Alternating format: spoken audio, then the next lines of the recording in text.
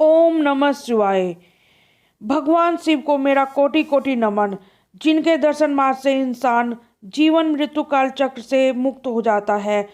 उसी शिव भगवान ने अपने आप को 12 ज्योतिर्लिंग में भिन्न भिन्न स्थान पर भिन्न भिन्न कथाओं के माध्यम से अपने आप को वहां स्थापित किया है। कहते हैं कि इन 12 ज्योतिर्लिंगों के दर्शन मात्र और सुनने से मनुष्य लख 84 जूनियों से मुक्त हो जाता है। तो आइए उसी तो 12 ज्योतिर्लिंगों को इस वीडियो के माध्यम से दर्शन और कथाओं का स्मरण करते हैं। लेकिन आप मेरे चैनल पर अगर नए हैं तो प्लीज़ आप इस चैनल को लाइक सब्सक्राइब कमेंट जरूर करें और अधिक से अधिक ये बाबा भोलेनाथ 12 ज्योतिर्लिंगों की कथाएं पहुंचाए और कमेंट करना बिल्कुल ना भूले। सब प्रथम जो ज्योतिर्लिंग आता है वो सोमनाथ ज्योतिर्लिंग है, जो गुजरात सौराष्ट्र जिले में स्थित है, जहाँ पे चंद्रदेव को दक्ष प्रजापति जो ब्रह्मा जी के पुत्र है उन्होंने क्षय होने का श्राप दिया था, क्योंकि उनकी 27 कन्याओं का विवाह चंद्रदेव के साथ किया गया, जिसमें वो 26 कन्याओं से नहीं, एक उनकी जो पत्नी थी रोहिणी उनसे सबसे अधिक लगाव करते थे, जिसके कारण 26 कन्याओं ने दक्ष जी को जाके कहा कि हे पिता, हमारे जो पति देव हैं वो हमसे प्रेम नहीं करते हैं और न हमें वो आदर सद्भाव देते हैं। इस कारण बार बार समझाने पर चंद्रदेव ने दक्ष जी की बात ना मानी और वो रोहिणी जी को ही अधिक सम्मान और प्रेम देते रहे। तो यहाँ दक्ष जी ने उनको श्राप दिया कि तुम जिस रूप पे अधिक घमंड करते हो वह क्षय हो जाएगा, और इसी श्राप के कारण उनका रूप क्षय हो गया और वह वहाँ शिव भगवान क्षय होने के कारण उन्होंने फिर भगवान शिव की पूजा की, जिसके कारण उनको वहाँ से उस श्राप से मुक्ति मिली और चंद्रदेव को भगवान शिव ने अपने मस्तक पर जो धारण किया। इसलिए 15 दिन तक चंद्रदेव का आकार घटता और बढ़ता है और यह ज्योतिर्लिंग सोमनाथ के नाम से जाना गया। जी ने महामृत्युंजय मंत्र के द्वारा शिव भगवान को प्रसन्न किया था और यहाँ से द्वारकाधीश आपका लगभग 200 किलोमीटर है और ये 4 धाम बड़ी यात्रा में से एक है। तो यदि आप जाएं, यह जगह समुद्र के किनारे हैं, आप जाएं तो यहाँ दोनों ही जगह भगवान शिव के साथ साथ विष्णु भगवान और जी का भी आशीर्वाद लेना ना भूले और अपने आप को कृतार्थ व पुण्य प्राप्त करें और जीवन मरण से मुक्त करें। तो बोले ओम नमः शिवाय। दूसरा ज्योतिर्लिंग आता है मल्लिका अर्जुन ज्योतिर्लिंग, जो आंध्र प्रदेश में दक्षिण में स्थित है। इसे दूसरा कैलाश भी कहा जाता है। यहाँ पार्वती मंदिर, मल्लिका मंदिर के नाम से भी जाना जाता है और यहाँ पाताल गंगा है और यह इसका दर्शन मात्र अश्वमेध यज्ञ के बराबर फल देता है। श्री सीलीश्वरम हैदराबाद से 200 किलोमीटर है। तो जब भी आप जाएं यहाँ दर्शन करना बिल्कुल ना भूलें। इसके बाद आता है हमारा तीसरा ज्योतिर्लिंग आता है महाकालेश्वर। महाकालेश्वर आपका अवंतिका नदी उज्जैन में स्थित है। यहाँ पर आपका यह दक्षिण मुख है और यहाँ शिव और वीरभद्र काल भैरव रूप की पूजा की जाती है, जिसमें महिलाओं का पूजा के समय अंदर आना मना है और धोती पहनकर पुजारी पूजा करते हैं, बाद में दर्शन करने को मिलते हैं। यहाँ भस्म लगा के भगवान की पूजा की जाती है। यह जीवन काल मृत्यु से ठीक है मुक्ति देता है और आपके आने वाले कष्टों का निवारण करता है, इसलिए इसे काल भैरव महाकालेश्वर कहते हैं।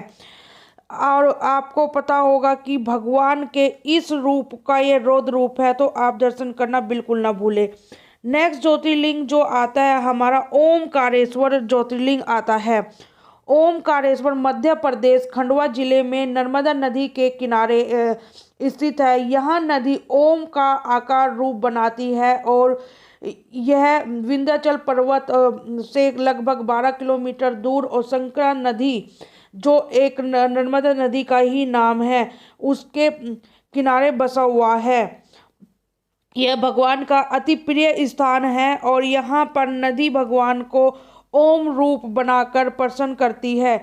यह आपका गौतम ऋषि से भी जुड़ी हुई कहानी है। इसके बाद हमारा जो पांचवा ज्योतिर्लिंग आता है वो आता है केदारनाथ ज्योतिर्लिंग। स्कंद पुराण और शिव पुराण में भी केदारनाथ ज्योतिर्लिंग का विवरण किया गया है। यह मंदिर की हाइट 3884 स्क्वायर फीट पर स्थित है और यह हिमालय केदार श्रृंखलाओं में आता है। यहाँ पर भीम और पांचों पांडवों को जो कुल हत्या पाप लगा था उसकी मुक्ति के ढूंढते ढूंढते भगवान शिव को पांचों पांडव पहुंचे, जिसके कारण यहाँ पर ठीक है उन्होंने शिव भगवान ने उनको दर्शन दिए थे। और यहाँ पिंडी रूप में बैल की पीठ रूप में भगवान ज्योतिर्लिंग में स्थित है, जिससे ठीक है घी से पूजा की जाती है। यह जगह 6 महीना खुलती है और 6 महीना बंद रहती है और 6 महीने के लिए बाबा उकी मठ में चले जाते हैं। तो यह पृथ्वी पे स्वर्ग के समान है और यहीं पर गौरी कुंड भी है जहाँ माता पार्वती की शादी हुई थी और यह हिमालय के ऊपर स्थित है।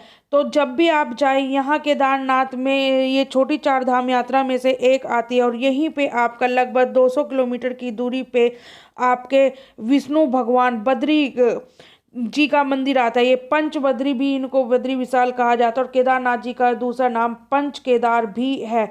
तो आप जब अगर उत्तराखंड में जा रहे हैं तो पंच बद्री और केदारनाथ का दर्शन करना बिल्कुल ना भूले और अपने आप को कृतार्थ करें। भगवान शिव के यहाँ पर एक बार ओम नमः शिवाय मंत्र का जाप करने से मात्र आपको 100 टाइम बेनिफिट, 100 गुना पुण्य प्राप्त होता है। और यह जगह बहुत ही खूबसूरत है। यहाँ सर्दी बहुत होती तो गर्मी के मंथ में भी यहाँ -2 -3 का टेम्परेचर रहता है, तो इसलिए गर्म कपड़े ले जाना बिल्कुल ना भूलें। आप यहाँ अगर ट्रेन से जा रहे हैं तो ऋषिकेश तक ट्रेन मिलेगी और अगर हवाई यात्रा से जा रहे हैं जौलीग्रांट तक, फिर उसके बाद टैक्सी से, बसेस टैक्सी सारी सुविधाएं यहाँ पे उपलब्ध है, तो आप जाना बिल्कुल ना भूलें। उसके बाद आता है छठा ज्योतिर्लिंग आता है भीमा शंकर ज्योतिर्लिंग। भीमा शंकर ज्योतिर्लिंग पुणे से 110 किलोमीटर पर स्थित है। इसका शिव पुराण में भी जिक्र और वर्णन किया गया है। यह कुंभकर्ण के पुत्र का वध शिव भगवान ने यहाँ पर किया था। कुंभकर्ण का पुत्र अति खूंखार था, वह लोगों को बहुत परेशान करता था और अत्याचारी था।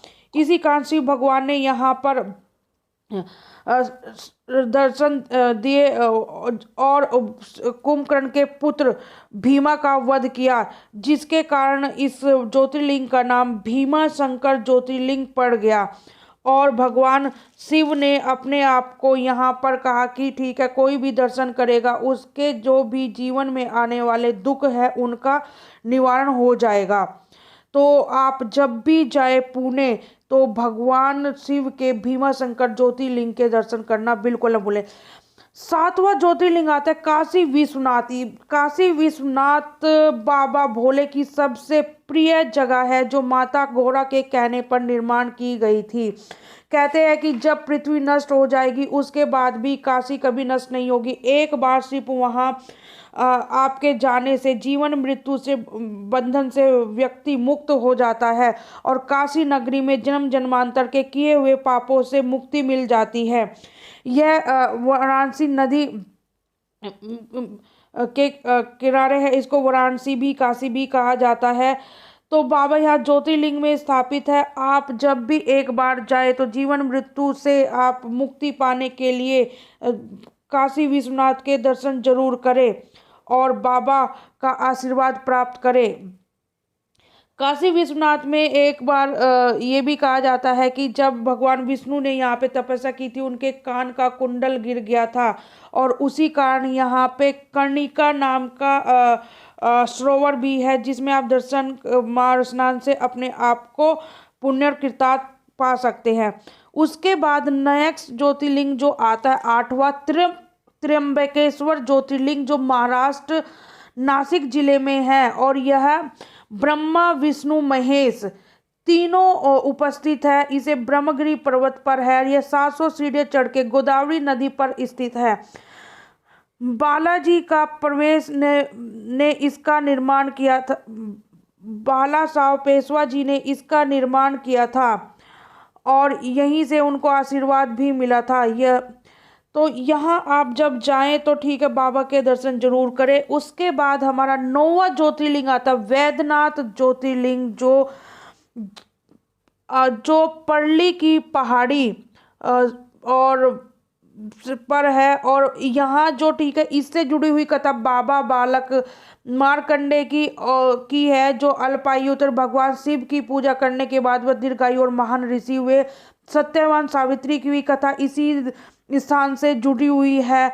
और यहाँ पे यही एकमात्र स्थान है जहाँ पर सावन के दिनों में विष्णु भगवान को बेल और शिव भगवान को तुलसी चढ़ाई जाती है। और रावण से भी इसका एक मान्यता है कि रावण जब ठीक है पूजा करके लौटे थे और उन्हें लघु शंका लगी, तो उन्होंने यहाँ से शिवलिंग को एक बालक को दे दिया और उस बालक ने यह शिवलिंग यहाँ पर रख दिया और ये स्थापित हो गया।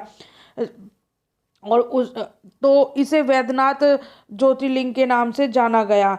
तो इसके द्वारा अलग अलग मान्यताएं हैं, तो आप जरूर यहाँ पे ठीक है जाएं और भगवान का दर्शन करें। 10वां ज्योतिर्लिंग आता है नागेश्वर। नागेश्वर जो नागों के देवता हैं, नागेश्वर के द्वारा ही भगवान शिव की पूजा की जाती है और वह उन्हें कोई भी ठीक है नाग कभी परेशान नहीं करते हैं। और शिव भगवान के नाम से भी जाना जाता है। एक नाम शिव भगवान का नागेश्वर भी है। और यह कथा दर्शन से पाप से मुक्ति देती है। तो इसलिए जब भी आप जाए, नागेश्वर द्वारका नगरी के पास स्थित है, दर्शन करना बिल्कुल ना भूलें और भगवान शिव का आशीर्वाद प्राप्त करें। यदि आपको ये सूचना अच्छी लग रही है, आप वीडियो जरूर कंटिन्यू देखें। इसके बाद हमारा जो 11वां ज्योतिर्लिंग आता है रामेश्वरम ज्योतिर्लिंग, जिसका निर्माण भगवान श्री राम सीता माता जी के द्वारा किया गया था। जब चढ़ाई करने के लिए रावण के यहाँ ठीक है भगवान शिव की पूजा श्री राम जी ने की थी और इस पुल का निर्माण किया था। इसे इसलिए रामेश्वरम सेतु इसके पास है और शिवलिंग के रूप में स्थापित किया। हनुमान जी को शिवलिंग लाने के लिए कहा तो हनुमान जी थोड़ी विलंब हो गया, तो सीता माता ने यहाँ पे शिवलिंग बनाया, जिसे आपका रामेश्वरम के नाम से जाना जाता है। यहाँ पे 2 शिवलिंग है, तभी भगवान दोनों शिवलिंग में उपस्थित है। श्री राम जी ने कहा कि मैं सीता माता के शिवलिंग से पहले भगवान हनुमान जी के दर्शन होंगे और उसके बाद सीता माता द्वारा बनाए गए मंदिर में जो स्थापित शिवलिंग है उसके दर्शन होंगे। यह आपका तमिलनाडु जिले में स्थित है और ये दक्षिण में है। यहाँ पे राम सेतु, एकाराम, सीता कुंड आदि जगह है जो आपको दर्शन देगी और आपको अच्छा ज्ञान देगी।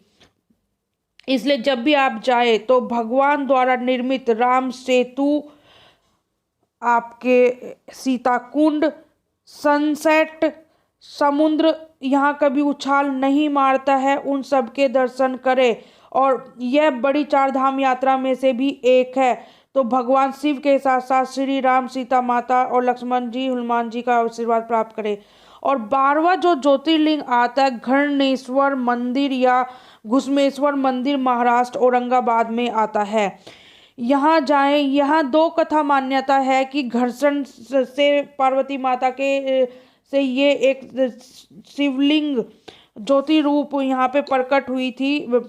एक तो कथा ये है। दूसरी कथा है कि एक घर्षणा नाम की भगवान की भक्त थी, जिसके संतान नहीं थी, वह भगवान शिव की भक्ति करती रही। उसने निसंतान होने के कारण अपनी बहन की शादी करा दी अपने पति से और फिर उसके यहाँ एक भगवान की भक्ति से एक पुत्र पैदा हुआ, तो उसकी बहन ने उसके पुत्र को मार के नदी में डाल दिया घृणा के कारण। तो वह फिर भी भगवान की पूजा करती रही और उसी कारण भगवान शिव ने उसके पुत्र को दोबारा जीवित कर दिया। और भगवान शिव ने कहा कि मैं उसे आपकी बहन को कड़ा दंड दूंगा। तो भगवान से उन्होंने क्षमा याचना की और कहा भगवान उसे माफ कर दो और इसी सदा सदा के लिए यहाँ स्थापित हो जाओ और आप इसे, यह 12वां अंतिम ज्योतिर्लिंग है। बोले ओम नमः शिवाय।